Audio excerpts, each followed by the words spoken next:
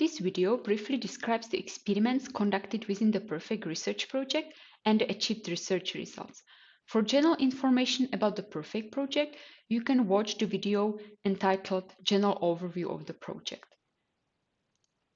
Research project PerFake aims at contributing to the research on reducing the belief perseverance bias after the retraction of misinformation and fake news, and thus at reducing the negative impact of misinformation and fake news on individuals and society.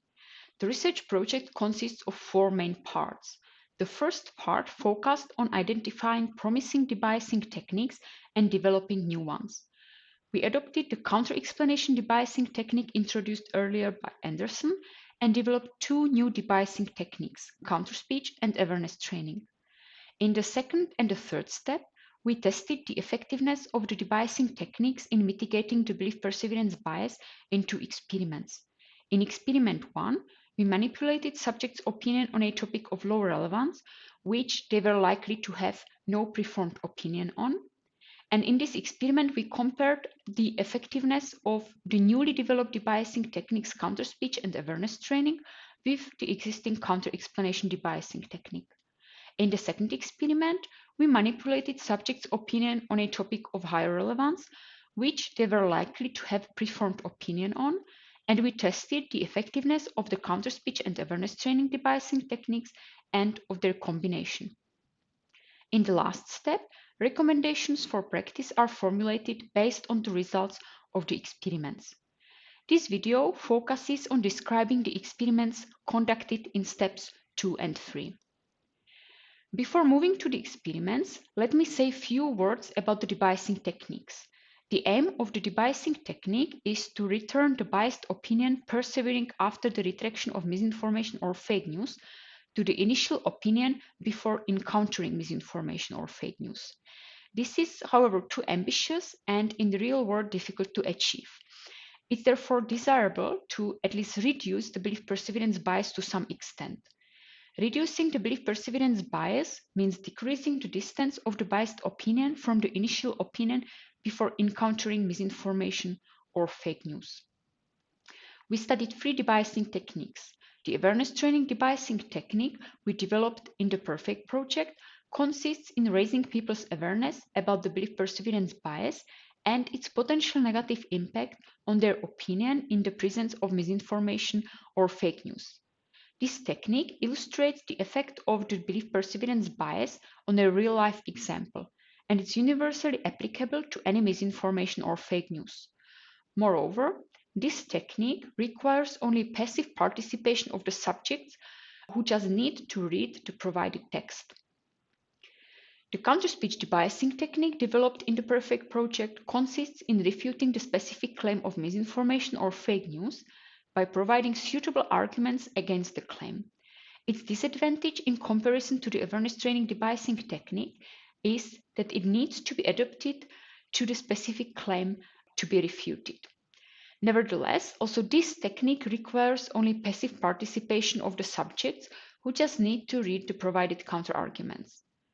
The counter-explanation debiasing technique proposed earlier by Anderson consists in asking the subjects to imagine there is evidence supporting the invalidity of the specific claim and try to provide arguments why an alternative claim might be true. Therefore, in contrast to the counter-speech and awareness training techniques, the counter-explanation technique requires an active participation of the subjects who are supposed to think of and write down counter-arguments refuting the specific claim. We studied the effectiveness of the debiasing techniques in two experiments. Both experiments consist of 8 steps. In step 1, subjects' initial opinion on a certain topic is measured. In step 2, subjects read information related to the topic, which is supposed to bias their opinion on the topic. And in step 3, their opinion is measured again. In step 4, the information provided in the biasing treatment in step 2 is retracted. This means the subjects are told that the initial information is actually misinformation. In step 5, subjects' opinion is measured again. We assume that a part of the subjects would show belief perseverance at this stage. That is, their opinion would still be biased, although they know that the initial information on which their opinion is based is actually misinformation.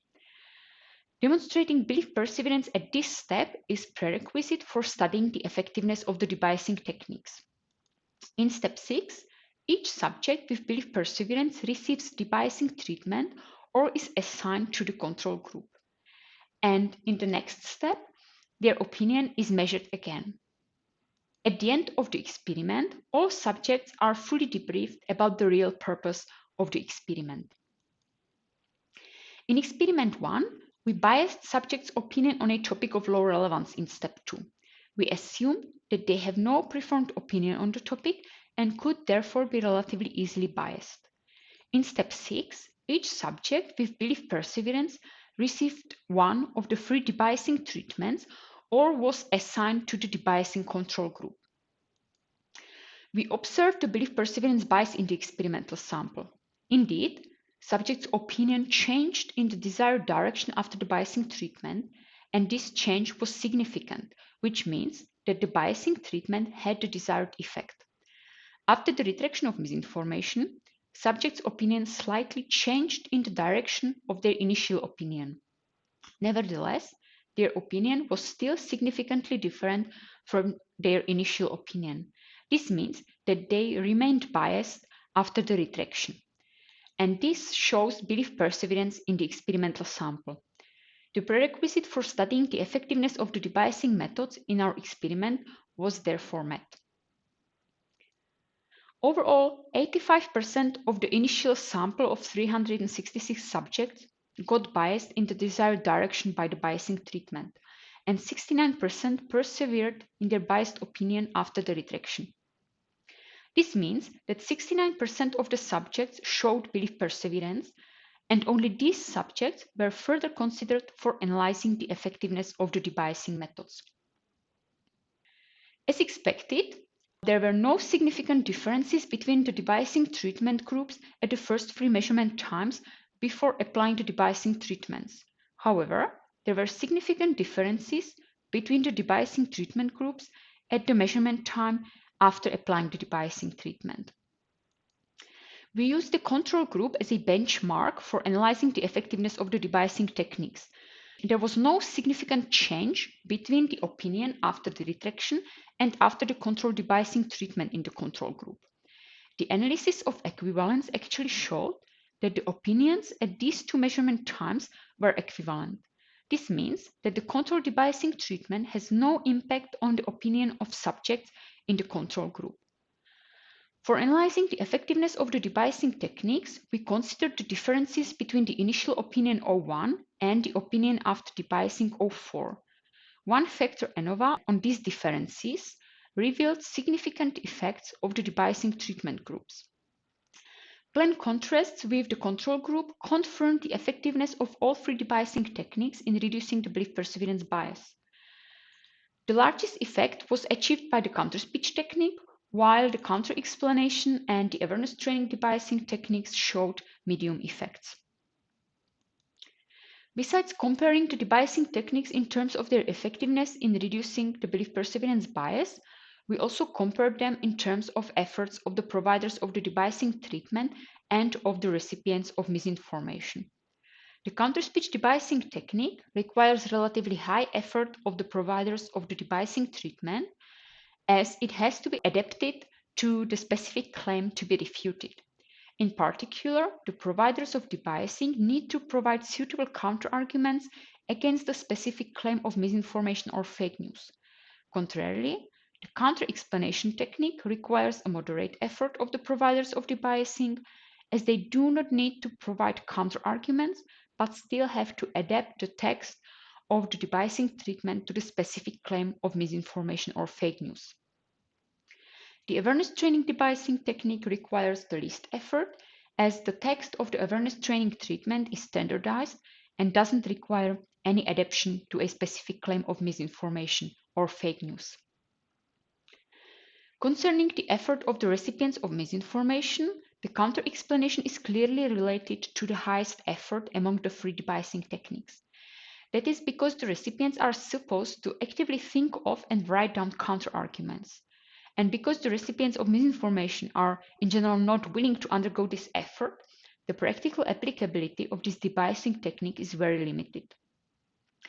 Contrarily, the awareness training and counter-speech techniques are related to only low effort of the recipients of misinformation, as they only need to read the provided informative text about the belief perseverance bias or counter-arguments.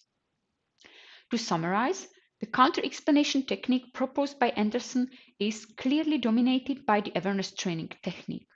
We therefore decided not to consider this technique in experiment 2, and instead, we examined the effectiveness of the non-dominated debiasing techniques counter-speech and awareness training and of their combination. Experiment 2 differed from experiment 1 only in the biasing and debiasing treatments. In step 2 of this experiment, we biased subjects' opinion on a topic of higher relevance for the subjects. We assumed that they may already have preformed opinion on the topic, and thus it could be more difficult to bias them. In step 6, each subject with belief perseverance received awareness training, counter-speech, the combination of both techniques, or was assigned to the control group. Same as in experiment 1, subjects' opinion changed in the desired direction after the biasing treatment and remained significantly different from their initial opinion even after the retraction of misinformation, which again shows the belief perseverance bias in the experimental sample. Overall, 57% of the initial sample of 642 subjects got biased in the desired direction by the biasing treatment, and 43% showed belief perseverance after the retraction of misinformation. And same as in experiment 1, only the sample of subjects with the belief perseverance bias was considered for analyzing the effectiveness of the debiasing techniques. There is significant difference in the percentages of biased subjects and subjects with the belief perseverance bias between experiments 1 and 2. In experiment 1, which concerned misinformation on a topic of low relevance to the subjects, 85% of the subjects got biased and 69% showed belief perseverance after the retraction of misinformation. In experiment 2, which concerned misinformation on a topic of higher relevance to the subject, the percentages of biased subjects and subjects with the belief perseverance bias are much lower. This difference is owed to the relevance of the topics. Experiment 1 concerned misinformation on a topic of low relevance to the subjects. Most of the subjects didn't have preformed opinion on the topic and could therefore be relatively easily biased. Contrarily, experiment 2 concerned misinformation on a topic of higher relevance to the subjects, where many subjects had a strong preformed opinion on the topic and, as a consequence, didn't get biased by the misinformation. Same as in experiment 1, there were no significant differences between the treatment groups at the first 3 measurement times before applying the debiasing treatments. However, there were again significant differences at the measurement time after applying the debiasing treatment. Also in experiment 2, there was no significant change between the opinion after the retraction and after the control debiasing treatment in the control group. The analysis of equivalence again showed that the opinions at these 2 measurement times were equivalent. For analyzing the effectiveness of the debiasing techniques, we again considered the differences between the initial opinion and opinion after debiasing. One factor ANOVA on these differences revealed significant effects of the treatment groups. And the follow-up analysis confirmed the effectiveness of both debiasing techniques and their combination in reducing the belief perseverance bias. And the test further showed that combination of the awareness training and counter-speech debiasing techniques is more effective than the single debiasing techniques. We compared the combination of the awareness training and counter-speech debiasing techniques with the single techniques, not only in terms of effectiveness, but also in terms of the efforts of the providers of the debiasing treatment and of the recipients of misinformation. Since the counter-speech debiasing technique requires high effort of the providers of the debiasing treatment, the combination of the awareness training and counter-speech techniques requires high effort as well. Contrarily, The effort of the recipients of misinformation remains low even for the combination of the two techniques. The counter-speech debiasing technique is actually dominated by the combination of the awareness training and counter-speech debiasing techniques, as the efforts of the providers of the debiasing treatment and of the recipients of misinformation are the same for both techniques, but the effectiveness in reducing the belief perseverance bias is higher for the combination of the two techniques than for the counter-speech technique. Therefore, the recommendation is to combine the awareness training and counter-speech techniques to achieve the best possible debiasing effect. The disadvantage is, however, a high effort of the providers of the debiasing treatment who have to provide suitable arguments against the specific claim of every single piece of misinformation or fake news. The awareness training debiasing technique is a good choice if there is a need to keep the effort of the providers of the debiasing treatment low, as it still achieves a moderate debiasing effect. To summarize, we developed two debiasing techniques in the PerFake project, awareness training and counter-speech, and studied their effectiveness in reducing the belief perseverance bias in two experiments. We showed that the awareness training technique, the counter-speech technique, as well as their combination reduce the belief perseverance bias, and that the awareness training dominates the existing counter-explanation technique in terms of effectiveness and effort of the providers of the debiasing treatment as well as of the recipients of misinformation. Combining the awareness training and counter-speech techniques is more effective in reducing the belief perseverance bias than applying the signal debiasing techniques, and thus achieves the best debiasing effect among all techniques. The disadvantage of this combination of the debiasing techniques is, however, the high effort of the providers of the debiasing treatment. If the effort of the providers of the debiasing treatment needs to be kept low, the awareness training technique is the best choice, as it still achieves a moderate debiasing effect. For more information about the PerFake project, please check the project website.